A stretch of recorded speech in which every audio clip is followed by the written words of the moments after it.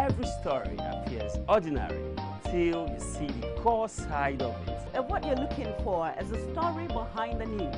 We bring it to you from Lagos, the commercial capital of Nigeria. Giving you all sides and political stories round the clock. Every detail from the start line to the final whistle. CoreTV News, expanding your view.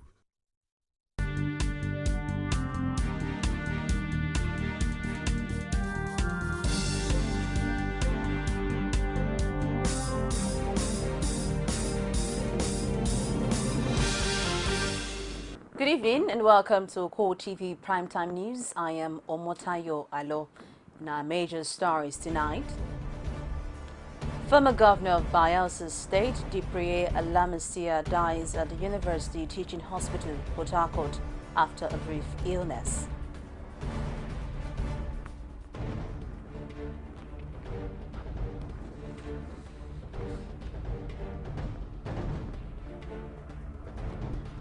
Also in this program, the Senate is set to adopt an open screening and confirmation of the first batch of ministerial nominees sent by President Muhammad Buhari to serve in his cabinet.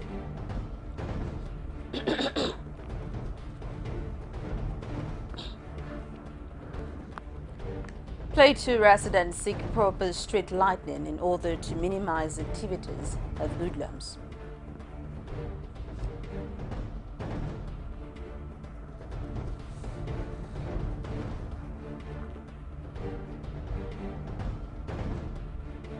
And from outside Nigeria, the death toll from twin blasts in Turkish capital Ankara on Saturday rose to 86, while 186 others were injured.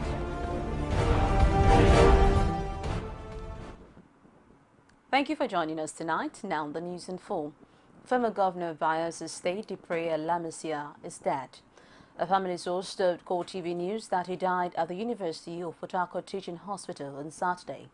He was said to have diabetes and high blood pressure. A prominent Ijaw leader had initially told CoreTV News that the former governor was recently in life support. Alamisia was recently back in the news after reports emerged that the British authorities were determined to revisit his money laundering case. He would have been 63 on November 16.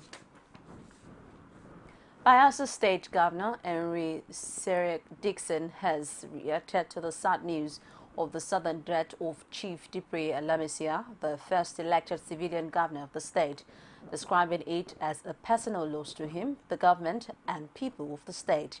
The Bayelsa State government also commiserated with his wife Margaret, his immediate family, the Alamisias, the entire people of the state, noting that the Ijaw nation has lost a rare gem. The Senate is set to adopt an open screening and confirmation of the first batch of ministerial nominees sent by President Muhammad Buhari to serve in his cabinet. Senate President Bukola Saraki disclosed on Saturday that members of the general public would have the opportunity to send in questions they would like to ask nominees by forwarding to their senators using the hashtag ministerial screening. He further disclosed that the proceedings shall be streamed live on the National Assembly website, www.nas.gov.ng and www.senate.gov.ng. The screening process was set to create an avenue for Nigerians from all walks of life to partake in governance, as the bridge between representative and constituent will be bridged, with senators asking questions sourced from Nigerians on social media.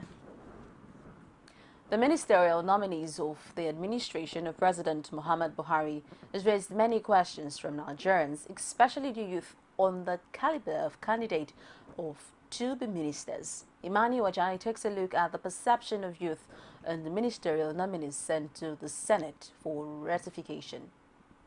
Ministers set for screening by the Senate, Nigerians are calling on the administration of President Muhammadu Buhari to take proper consideration on having more of the youth in his cabinet. The president could only come up with the list of old people whom we've known before. There is no name in that list that is new to Nigerians. And to worsen the matter, there was none of them that is below 50 amongst them. They are old men. We are really expecting youth, because if youth should not be there, that means we are totally disenfranchised. We are just recycling the old politicians, and that is not good for the country. The youth, when this old politician now expires, maybe they are 80, and we now need the youth. The youth cannot start from anywhere because we are not giving them the opportunity. For his part, these Nigerians believe that the first set of ministerial nominees is called the thank you list of the president, especially for those who have worked successfully during the campaign era of the APC. We have all seen the thank you list. That is how I attack this list now. This list now is thank you list that Mr. President is thanking those who sponsored him to the presidency. We are now waiting the real list, because the country wants technocrats and the youths to come and serve this country, not recycled oldies. The age factor was brought to bear of who becomes a better minister. However, for this Nigerian, he is of the view that age is not a barrier on the appointment of ministers. Nigeria, right, as far as we are concerned, we are not too particular about who becomes minister, whether the age of who becomes minister, but it's about the service that person is coming to render. As Nigerians expect more appointments from the president of Nigeria, it is hoped that his administration will cut across all age factor. Emmanuel Ajayi, CoreTV News, Lagos. Residents of Kaduna State are still divided over the decision by some individuals to lodge a protest against the ministerial nomination of Amina Mohammed, while many believe that she should not be representing the state in the cabinet because she is originally from Gombe. Others insist that President Muhammad Buhari has every right to choose who he wants in his cabinet. Join us after this break for more. Some pundits believe that as long as the political system is driven by selected few, corruption may be difficult to fight.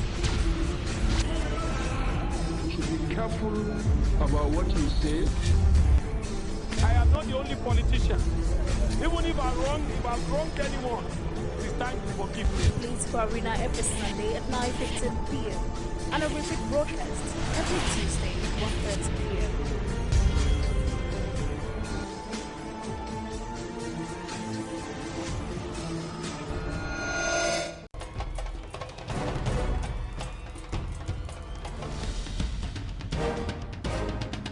This is what the people are saying. You don't run a big economy with generator. They need to do more in terms of energy and power.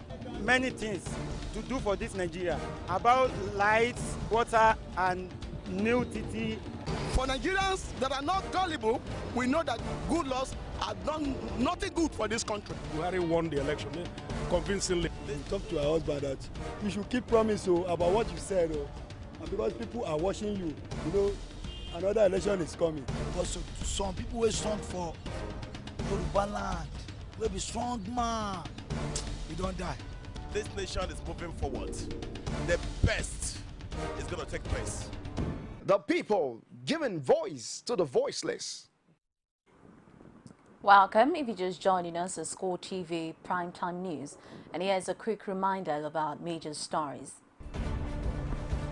Former Governor of Bayelsa State, Dipre Lamasia, dies at the University Teaching Hospital, Port Harcourt, after a brief illness.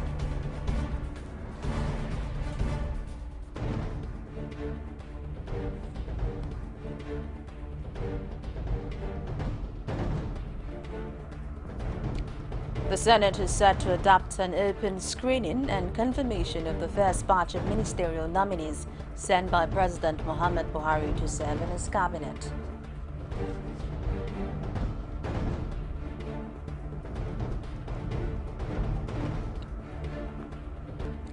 Plateau State residents seek proper street lighting in order to minimize activities of hoodlums. And for more of our news and information, visit our social media platform, facebook.com/CoreTV News, our Twitter handle @CoreTV News NG. You could get more on our YouTube channel. youtube.com/CoreTV, Live Space and News. 16 October 2015 marks 1 year in office of Governor Ayodele Fayose. In celebrating the week-long event, ministerial briefing was held by various ministries presenting the scorecard in the last 1 year.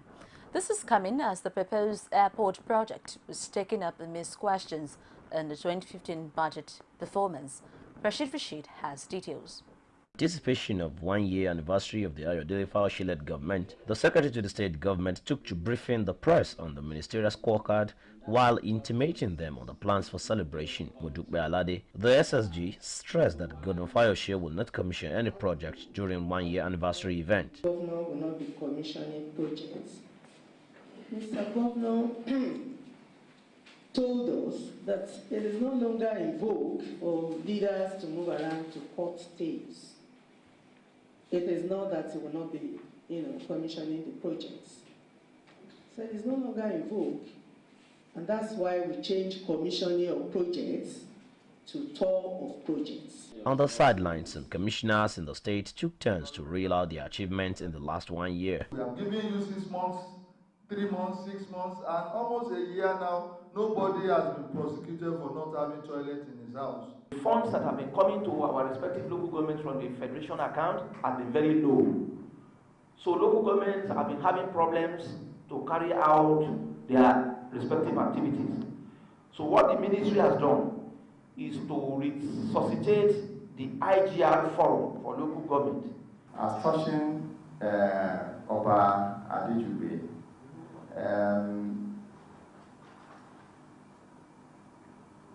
we are putting our house in order on that. It is meant to serve the people of Ekiti State at secondary level. And it's been there, it's been fully, built and completed. So it's just for it to be equipped. The issue that got everyone interested was the proposed airport project, which had been predicted to run the state bankrupt. The gathering was keen on how the government seeks to raise the fund to facilitate such project. All that we need to do is to ensure, through the help of senators in Abuja, the people in the House of Representatives, that it is included in the next year budget of the federal government. The week-long event is expected to see the governor on a statewide tour of projects with a grand dinner to cap the celebration.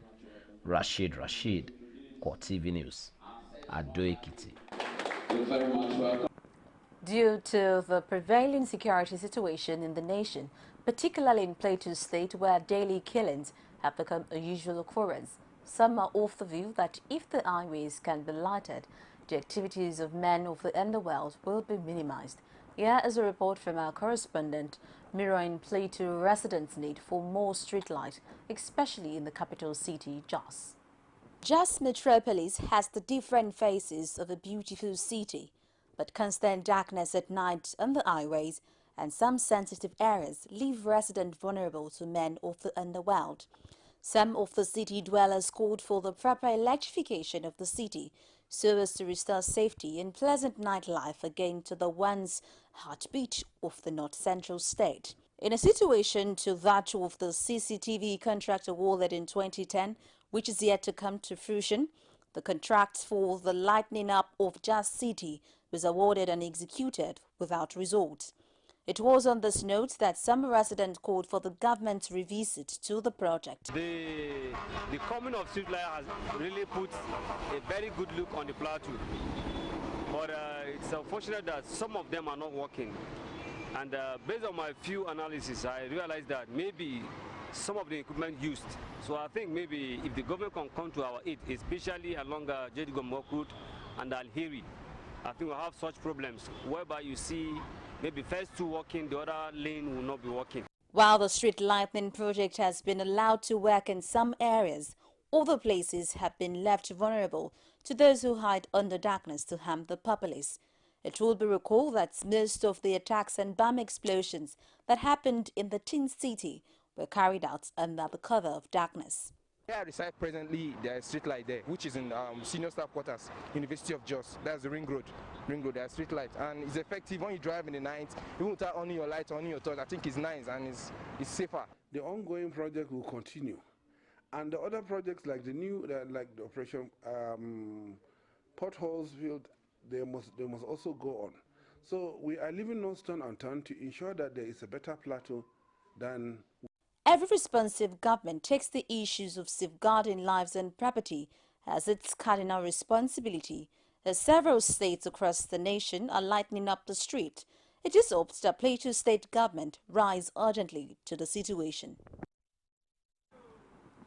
The Osun State Police Commissioner has went airing officers to show high level of professionalism and decorum but face stiff sanctions from high authority.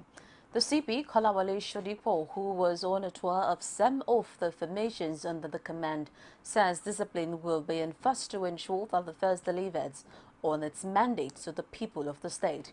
Rashid, who was at the interactive session with the CP, filed in this report. Taking a cue from the earlier visit of the Inspector General of Police, Suleiman Arase, to Osun State, the Commissioner of Police, who recently resumed, also made a tour to various police formations in his jurisdiction. At the Police Mobile Force Squadron 39 base in Oshogbo, Jide Agbola, the commandant, charged the police chief to help in restoring the glory of the Nigerian police force. For his part, the CP says the glory of the force starts from each officer, admonishing them to adhere strictly to laid down rules, especially those on firearm usage. So you will agree with me that a lot has changed over the years, and the PMF is fast losing the glamour that is known for back in your days. It is hoped that by your visit today, officers and men will benefit from a wealth of experience. You are responsible for your action. And that's why you have this in your first order, the use of your words. It is very important. It is your Bible. Because you carry rifle and you have right to use that rifle, when it is necessary. And that when you must know it. The CP added that in spite of the challenges, the rank and file must discharge their duties professionally, concluding that the era of impunity is over. Once are what? Unlimited, and our resources are limited. The government is trying. Look at what the government of this state has done. APC, vehicles. We continue to ask more, but it cannot be enough. But what we have now, we manage this and make sure that we patrol properly and make sure there is peace and security in this state. The CP also visited other formations, including the Oshogbo Area Command. Rashid, CoreTV News, Oshogbo. Lagos State government on Saturday explained the heavy presence of security operatives in Ikorodu and its environs, saying the onslaught is part of efforts to liberate residents from hoodlums, pipeline vandals and other undesirable elements that have continued to make the ancient town the base of their nefarious activities. Briefing journalists after an emergency security council meeting, State Commissioner of Police Fatai Owoseni said government was committed to ensure that the hoodlums terrorizing Ikorodu, disturbing the peace in the town and making life unbearable for residents did not have a field day any longer. He said security surveillance would be carried out 24 hours throughout the week, adding that the activities of the hoodlums and the criminal elements in the area had become unacceptable and uncontrollable. Owoseni added that the government could not fold its hand but take necessary actions by deploying security operatives in the area. International Day of Girl Child is set aside to be marked every 11th of October in recognition of the importance of investing in adolescent girls' empowerment and rights both today and in the future. The theme for this year is tagged The Power of Adolescent Girl, Vision for 2030. UN agencies, member states, civil society organizations, private sector stakeholders have been urged to commit to putting adolescent girls at the center of sustainable development effort by supporting the upcoming generation of girls to fulfilling their key potential as key actors in achieving a sustainable and equitable world. Speaking on the sidelines, two Lagos affairs analysts have condemned the increase in abuse of the girl child, while calling on appropriate authorities to end the menace. The legal system I'm always very upset when people talk about human rights. Nobody, and people always forget, there's a bill of human responsibilities too. But everybody will talk about bill of human rights, but they don't talk about bill of human responsibility. And I think the legal system must deal with the matter more vigorously. Most of these rapists are suffering from acute psychological problem arising from maybe spiritual problems or inferiority complex, maybe complex issues, or for ritual purposes. I can assure you that 60% of these rape cases are ritual, purposefully inclined, especially when a 72-year-old man will be running after a 3-year-old girl. Don't you know that it has an ulterior motive? So, raping people is not a normal way of life for men. But for those men that perpetrate it, that get involved in it, I think they need psychiatric attention.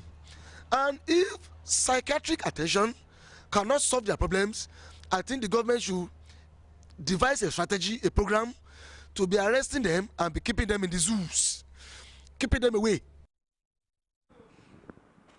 We take another break and we'll be back with stories from outside Nigeria. Is it what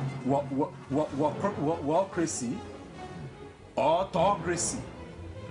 Or what type of crazy is that? Except crazy. News making the headlines. Black Maria is to carry criminals, trading looters that are in government today. Sometimes it gets confrontational. Slap you in the face. Excuse me, don't put words into my mouth. Whatever it is that will bring our military to disrepute, I say to hell. On Core Digest, I want to know why I should be believing them. Every weekday, we bring all of these together and take them to the court of public opinion. Everybody has a right in Nigeria. Where you are the judge.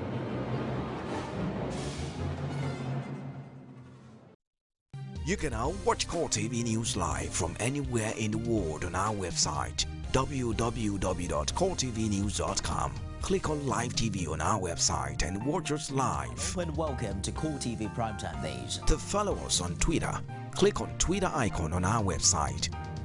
On Facebook, click on the Facebook and YouTube to see all our previous news production. You can also watch us live on YouTube. Click CoreTV, leave a space, then news. CoreTV News, our 24-hour news station. Welcome, and on the foreign scene, the death toll from twin blasts in Turkish capital Ankara on Saturday rose to 86, while 86 others were injured, the Turkish Health Ministry said. The explosions hit a train station where several unions, civil society organizations and pro-Kurdish People's Democracy Party were due to hold the rally, private Dogan news agency reported. The rally aimed at protesting conflicts between the state and Kurdish militants in southeast Turkey. There were no claims of responsibility for the attack. Witnesses said the first blast took place in front of the train station and the second occurred across the station. Turkish President Recep Tayyip Erdogan condemned the attack, which is said targeted the unity of the country. Meanwhile, Turkey is set to hold snap elections in November 1 amid increased tension and polarization among major political parties that failed to form a coalition government in June elections. The National Hajj Commission of Nigeria on Saturday said it had so far transported 36,269 pilgrims from Mecca, Saudi Arabia, back to Nigeria. The Commission had transported more than 66,000 Nigerians to Saudi Arabia for the 2015 Hajj. The Director, Public Affairs of the Commission, Uba Mana, said the exercise had been itch-free since its commencement on Monday, September 28, adding that the pilgrims had been transported in 93 flights. It said the Commission had started transporting pilgrims from Kano on October 9, while most of the pilgrims from Lagos, Ogun, Zamfara, Sokoto, Kogi, Abuja, Gombe, Bauchi, Katsina, Borno, Nasarawa and Jigawa were transported back home. He also added that the exercise would be concluded on schedule, stressing that air carriers had been working hard to achieve that. He urged pilgrims not to carry Zamzam water to Jeddah or Medina Airport, as 5-liter gallon of the water would be given to each pilgrim at Nigerian airport. Mana further urged the pilgrims not to exceed 32 kilograms for main luggage and 8 kilograms for hand luggage. Report according to the News Agency of Nigeria puts the figure of the participant of the 2015 Hajj exercise in Saudi Arabia at 3 million Muslims from across the world. And now to sport.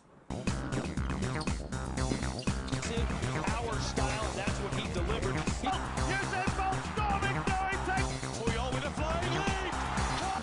Taking them out in the lead.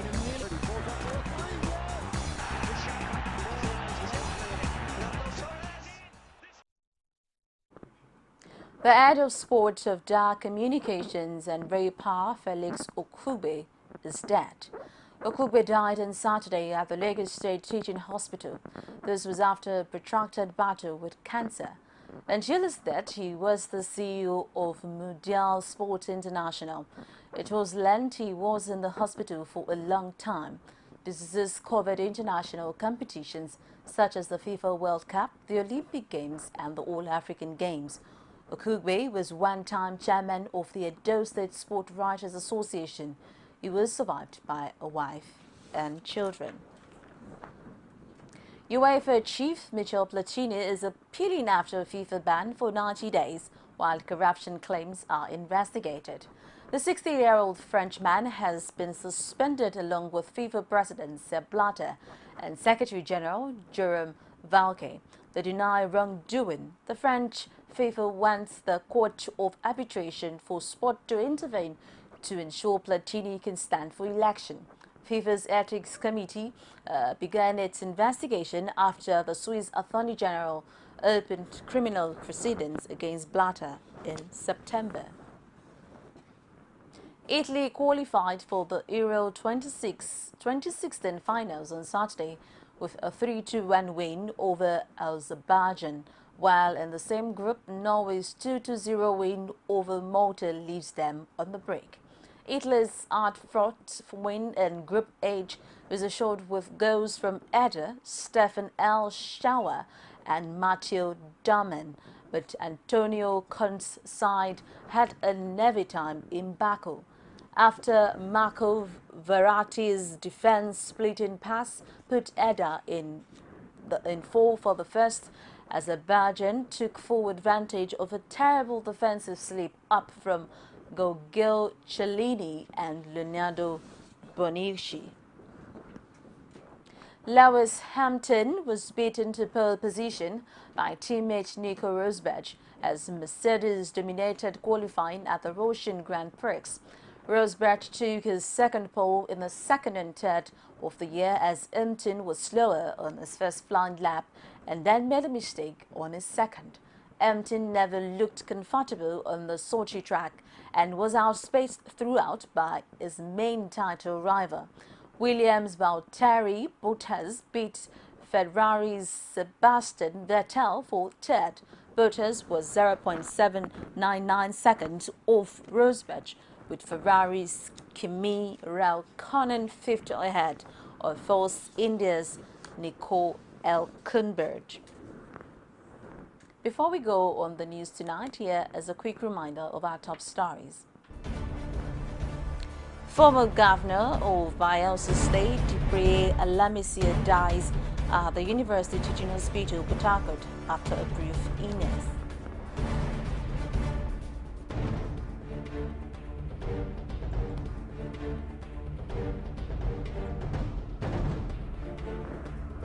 We also told you that the Senate is set to adopt an open screening and confirmation of the first batch of ministerial nominees sent by President Muhammad Buhari to serve in his cabinet.